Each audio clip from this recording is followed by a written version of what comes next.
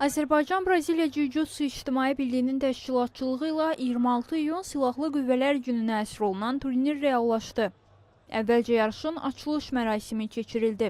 Tədbirdə İctimai Birliyin Prezidenti Aqil Acalov, Birliyin rəsmiləri, idmançılar və media nümayəndələri iştirak etdilər. Mərasim dövlət himninin səsləndirilməsi ilə başladı. Rəsmi çıxışlardan sonra arena idmançıların ixtiyarına verildi. Yarışda iştirakçılar Braziliya Jiu-Jitsu döyüş sənətinin G və No versiyaları üzrə mübarizə apardılar. Biz bundan öncə də hər zaman vətənpərvərlik ruhunda yarışlar keçirirdik.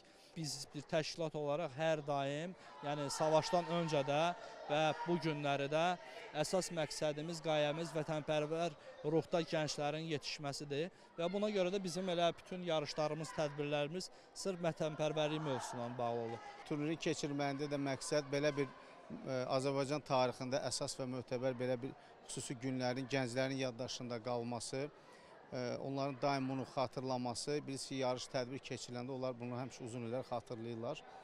Və eyni zamanda da Braziliya Jiu-Jitsu üzrə idmançıların belə deyək də yarışda puxtələşməsi, onların texniki, fiziki baxımından, taktiki baxımından daha da inkişaf eləməsi məqsədini güdür və gələcəkdə də İctimai Birlik olaraq belə bir tədbirin keçirilməsini daha tez nəzərdə tuturuq.